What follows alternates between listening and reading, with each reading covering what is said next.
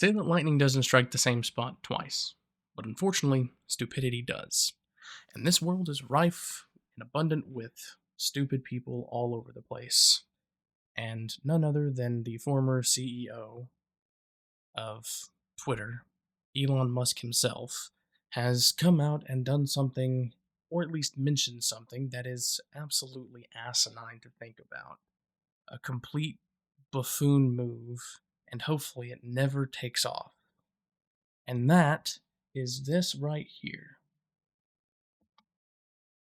That's right. He's trying to remove the block button. He wants to remove it as a feature except for DMs. And I cannot begin to tell you how bad of an idea this is. Now, not just for him, but for everyone. It's a very big privacy feature, and it's something that's been widely used in all messaging apps, all social media apps for as long as I can remember, and I remember MySpace. But he's here trying to remove it. It's a very vital part of privacy when you can look at another person's profile and say, one, I just don't want to see this stuff, and block them. Or if someone is sending you hate in your DMs, which he covers here, that he would keep it in the DMs. That's fine. That's cool.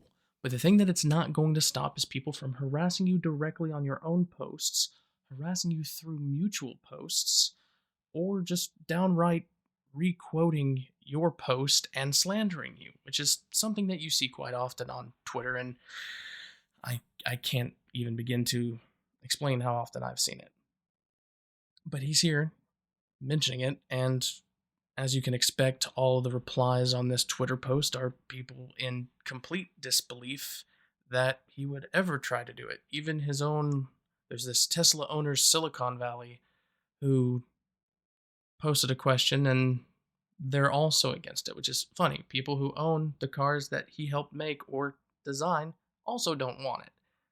You would think that after all this time that someone who's been CEO of multi-billion-dollar organizations is still in control of most of them, helped develop spaceships, helped do all of this stuff with the Boring Company, and how they were supposed to be doing tunnels to help transport and commerce.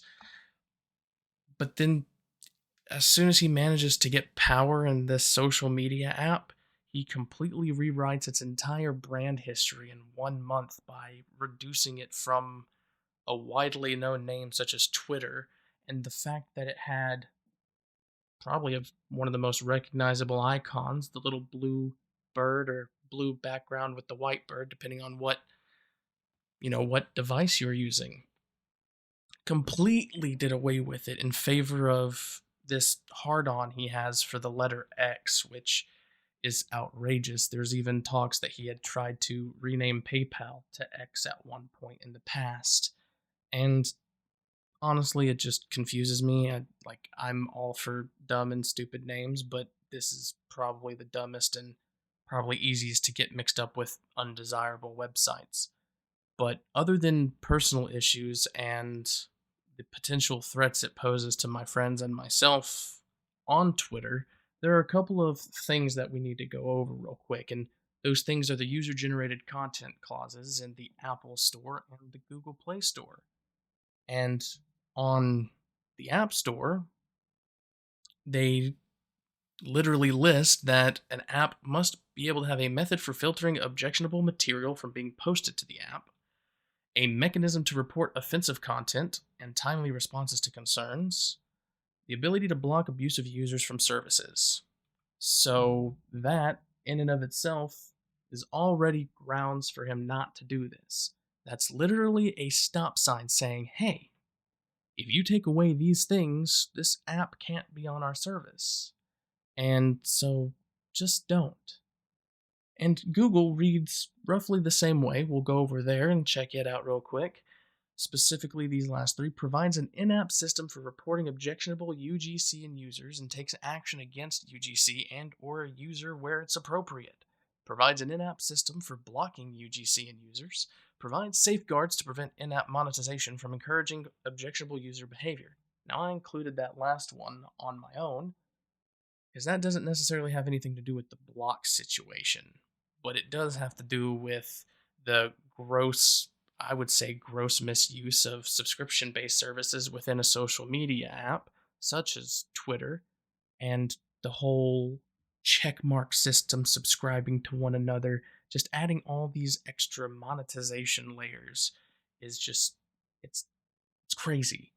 I mean, are they trying to now be like YouTube and Twitch and Kick and all of them? Are they going to eventually add their own streaming service? I actually think that I had heard something about that at one point, and I'm not sure if I'm right or not. Let's see, X to add streaming service.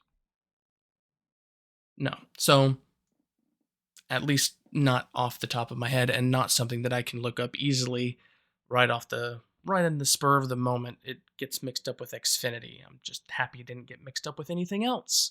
Thanks, Elon. And other than that, the provides an in-app system for blocking UGC users and provides an in-app system for reporting objectionable UGC users. Those two things are pretty much in line exactly with what Apple had, and all of these things culminate into this one, coalesce into this one big thing that just says, Elon, stop. Just stop. You don't have to run this app into the ground. While you are doing a bang up job, mind you, you don't have to keep doing this. And if you do this, it will be removed from the App Store and the Play Store, meaning the only way people can really get it is by being on a PC. And Twitter's supposed to be a social media mobile app. Come on, man.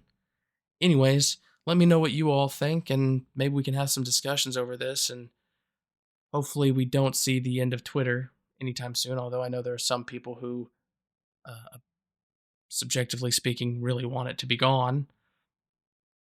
But it has its uses, and hopefully it sticks around. Hopefully the new CEO manages to tone Elon down a bit, even though he's still a major shareholder. Well, have a good night.